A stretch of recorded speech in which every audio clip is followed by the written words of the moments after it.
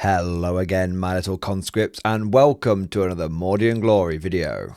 In today's episode, we shall be casting our ever-critical eye over an Imperial Guard 10th edition Codex datasheet. And this time, we are going to be looking at the tank that the Orcs consider to have enough Dakka. I am, of course, talking about the Stormlord. Beloved by all Imperial players and feared by their enemies, the Stormlord embodies that old engineering principle. Use gun. And if that doesn't work, use more gun. And so without further ado, let's mount up, roll out, and drive right into this thing. Attention Guardsmen, the Commissariat has detected you have not yet liked this video. Do so immediately or else you will face the Emperor's wrath. And anyone who has not yet subscribed to the channel will be transferred to the penal battalions. That is all. Move out! As is tradition, we're going to start off with a cheeky look at that stat line. And what a stat line it is. Especially in light of the recent Imperial Knight changes, the Stormlord has a very chunky set of stats. We've got movement 12, which actually makes it pretty quick. Remember, you can order this thing now, so it can go 15 inches. And if it's in the Hammer of the Emperor detachment, you can use the crash through stratagem on this thing, and it can go as the crow flies in a straight line and start blasting people in the face. And having a 12-inch move over the typical 10-inch move that most Imperial Guard vehicles have can actually be very impactful on specific terrain layouts such as Games Workshop. I've had it on a few GW terrain layouts where by having 12-inch move on my Superheavy, it's meant that I've been able to get through one of the pieces of terrain that's in the middle of the board, one of the ones that block line of sight, but you can move over it. So I haven't even needed to have crash through here, and I've been able to move forward. And because I've had a 12-inch move and not a 10-inch move, I've got through the other side and been able to start shooting people. So it can catch people off guard how fast this thing is. They'll deploy a unit thinking it's protected, and then suddenly, surprise Stormlord or surprise Baneblade, it'll come flying through and it'll start doing damage, and that can really put your opponent on the back foot from the beginning of the game. Now, that is a very ballsy maneuver and might not be something you want to do in every single game, but it's certainly something to keep an eye on. In addition to the movement of 12, we've got toughness 13 with a 2+ save and 24 wounds. I'm sorry, Knight players, eat your heart out.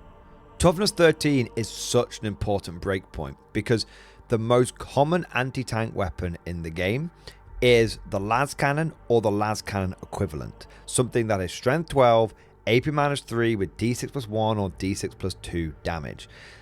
For a lot of Imperial Guard vehicles, which are like toughness 11 and a lot of other vehicles in the game, this means that las cannons will be wounding them on 3s, which makes them pretty reliable considering they've only got sort of one shot. Then you've got vehicles with T12, so it can kind of go either way. It's like 50-50.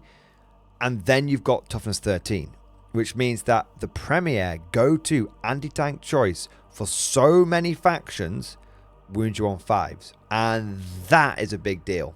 That makes it wholly unreliable. Fishing for 5 and 6s on low volume weapons is not a good thing.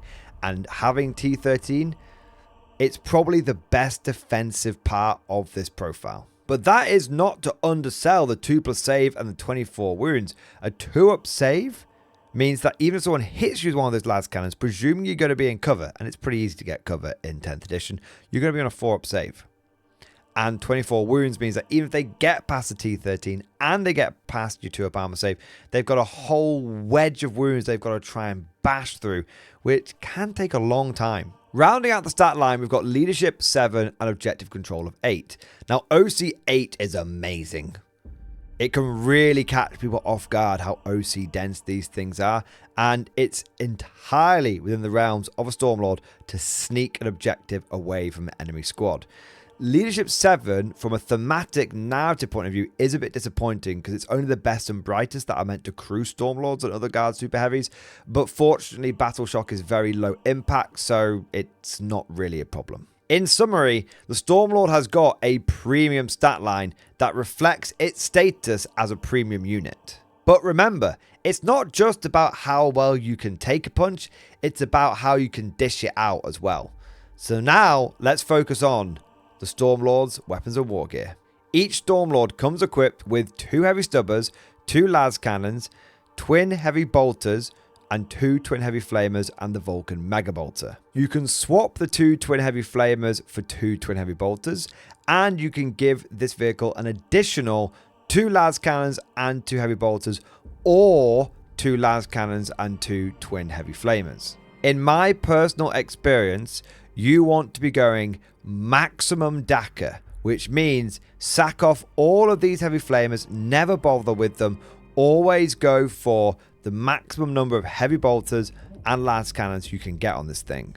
If you're a new player and you're a little confused about what a guard super heavy with all the heavy bolters and all the las cannons looks like, I've got an example for you here. Now, it's not a Stormlord, but this basically has all of the same extra weapons as the Stormlord, and it's just a different main gun. So this is how you want to build it. You want to have 4 sets of these sponsons. Each set of those sponsons wants to have 2 twin heavy bolters and a las cannon on top. Okay? And then you want that twin heavy bolter on the front. So that means you're going to have 5 twin heavy bolters, and you're going to have 4 las cannons, and you're going to have the main gun. And because you're the Stormlord, you're also going to have 2 heavy stubbers on top of that as well. Now, the reason that we're going to go for the heavy bolters is twofold. Firstly, twin heavy flamers are just a bit rubbish. They've got an unreliable number of shots, they've got a very short range, and you can't even overwatch with the Stormlord, because you can't overwatch, you can't use the overwatch stratagem on any Titanic units. If you could overwatch with the twin heavy flamers, and if the twin heavy flamers had a more reliable number of shots, maybe d6 plus 2 or d6 plus 3, they would be a genuine choice. But as you can do neither of those things, the number of shots is very unreliable and you can't overwatch, leave them at home. The second reason why you want to leave them at home is because the twin heavy bolter complements the other weapons that the Stormlord is bringing to the table. Specifically, they really gel well with the Vulcan Mega Bolter. Let's get into that big beast now, because this is an absolutely badass weapon. It's the same weapon that you find on Warhound Titans. So it's got sustained hits 1 with a 48-inch range. It fires 20 shots at ballistic skill 4+, but remember, you've got take aim as an order, so really going to be hitting on 3s. All these weapons are going to be hitting on 3s. Strength 6, AP -1, damage 2. Now, on its own, that's a really nice volume of fire and the ability to generate a lot of sustained hits. And it's a lot of damage too as well. And AP -1 is a bit of a pisser, but you can always boost its AP, or should say you kind of remove cover off the enemy if you've got something like a Hellhound helping out, or you could just bulldoze your way through cover with just enough volume like this thing is putting out. So it's got 20 shots with sustained hits on its own. That would be very nice. But then we look at those twin heavy bolters we're taking, which between the 1 on the front and the 4 that you were taking on the side is going to give you an additional 15 shots with sustained hits. This thing is putting out 35 shots with sustained hits and 2 damage. That is a lot of shit getting thrown at the wall. And the twin heavy bolter, it's only strength 5, sure, but it's twin linked. So it has full rerolls to wound. Strength 6 is a really, really important breakpoint. It means that you're going to wound most vehicles in the game on 5s. Twin heavy bolters are going to be wounding most vehicles in the game on 6s, but they're going to have twin links, so it definitely helps and makes up for it. If you're shooting into infantry, you're going to absolutely shred them. But through sheer volume, this thing can actually take off a respectable number of wounds off enemy vehicles. I have done it. But if you like to hit the enemy with big anti-tank shots, and you don't want to rely upon grinding Dakka, this is where the las cannons come in. You've got 4 of these things. They've got a 48-inch range, and strength 12, AP -3, D6 plus 1 damage. So between all of the damage 2 that's getting thrown around, plus the fact that you've just got 4 big shots, you're looking at a vehicle that can genuinely fight many different kinds of threat, be it infantry, be it vehicle, or be it monster. But wait, there's more, because let's not forget the heavy stubbers. It is easy to forget them, but they're rapid fire 3. So that means with 2 of them, you will get 12 shots within 18 inches. Now, sure, it's only strength 4. I know they're not great shots, but you've got 12 shots here, plus 35 shots between the heavy bolters and the Vulcan mega bolters. So now you're looking at 47 shots. And then you've got the las cannons. That is 51 shots coming from this vehicle. And we haven't even got to the firing deck yet. You see, the Stormlord is not only packing its own heat, it can bring some friends along for the ride. It's got a firing deck of 12 and it's got a transport capacity of 40. That is a bit of a meme. The reality of the situation is that you're rarely going to pack this with 40 infantry. Even if you do it in the cheapest possible way with just 2 bricks of like Cadians, for example, that's still going to run you 240 points. Combine that with the Stormlord's own 460 point price tag, and you're looking at a 700 point basket with a lot of eggs in it. This is more fun for apocalypse games, those bigger sort of end of year blowouts where everyone brings all the cool stuff. That's really what it's for. If you want to use the Stormlord's transport capacity smartly, competitively, and in a normal game, you're really just focusing on the firing deck of 12. How can you get sort of 10 to 12 blokes to shoot out the back of this, and what is the most efficient way of doing that? Now, if you're not interested in hopping in and out of the vehicle, which is something you can do with mount up, which we'll take a look at in a moment, then one of the best ways of utilizing the Stormlord's firing deck is just to put some heavy weapon teams inside. Because they're 65 points a pop, so for a squad of 2 of them, it's only 130 points, so it's half of the additional expense as if you'd gone for one of those 2 big 20-man blobs and you tried to fill up all 40 transport capacity. Yes, that gives you 6 weapons, but remember, each weapon team using a firing deck takes up 2 slots. So 2 heavy weapon squads, 6 heavy weapon teams, uses up all 12 slots in the firing deck. And you could go for las cannons, would not be a bad shout here. Or if you're like, well, I don't really like the crappy ballistic skill of like 5. I don't want to have to like stay still, my Stormlord. I know I poo-pooed the flamers earlier, but you could go for something like Krieg heavy weapon teams with flamers, because they do pack a lot of punch and they're like damage 2 flamers, so they're a bit better than the regular twin heavy flamers. And they've got a longer range as well, which actually means they work quite well in this context. Another good way of utilizing the Stormlord, and probably the way I would say is the go-to for me personally, would be Ogryn. Because they're cheap enough that they're not going to break the bank and make the Stormlord an over-investment. And it kind of allows you to get orders on the Ogryn. Because if you order the Stormlord take aim, it gets +1 to hit. When you use a vehicle's firing deck, it's the vehicle that's firing the weapons, not the guys inside. So it allows you to get the Ripper guns to hit on a 3+. And yeah, you have to get very close, but 6 Ogryn in the back of this thing is going to put out 36 more damage 2 shots. Because each Ogryn fires 3 within 9 inches, rapid fire 3, 6 times 6, 36. Now we're up to, with the 51 shots we had before, 87 shots from a single Stormlord. All of which are flat damage 2 or better, with some AP built in as well. And the best bit about the Ogryns is that they actually do work quite nicely with the mount up ability. At the end of your opponent's movement phase, if there are no models currently embarked within this transport, you can select one friendly Astra Militarum infantry unit, excluding artillery units, that is wholly within 6 inches of this transport. Unless that unit is within engagement range of one or more enemy units, it can embark within this transport. So what's really good about this is you can drive the Stormlord forward, jump out with the Ogryn, hose the enemy down, and at the end of the opponent's movement phase, you can jump back in, which is very good. It's very nice.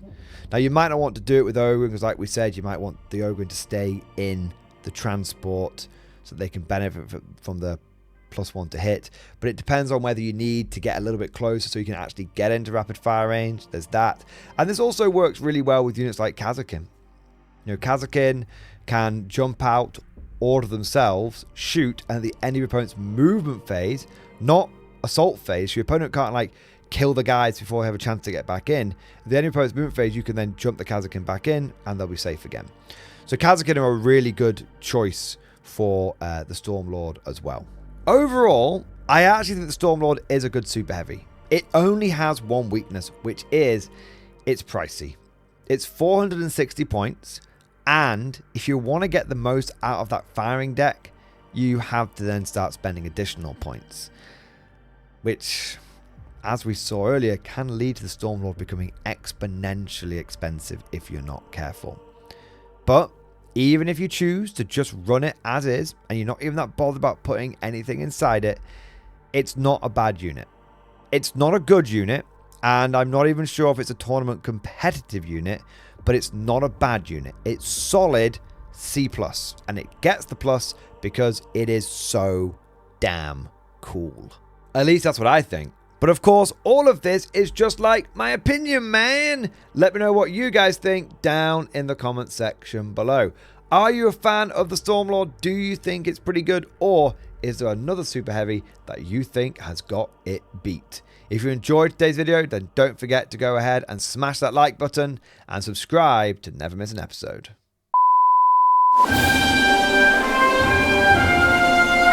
Would you like to know more? If so, then please consider becoming a channel member or patron. By supporting the channel, not only will you be doing your part, but you'll also be helping me create more content for your viewing pleasure and unlocking a whole host of perks. You get everything from a badge next to your name, custom emojis, but the big one is access to the Mordian Glory Discord server, an online community with almost 2,500 active members. It's always popping off in the MG Discord. We've got channels for army lists, hobbying, tactics, stories, and even a pretty spicy meme section as well. For all you greenhorns that wanted to see the Mordian glory hole, today is your lucky day.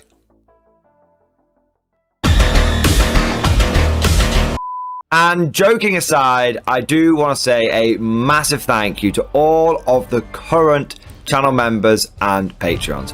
You guys are amazing. Truly the lifeblood of the channel. I could not do Mordian Glory full time without the incredible and generous support of my members. So thank you guys so much. And last but certainly not least, I want to say a personal thank you to all of my top tier Patreons.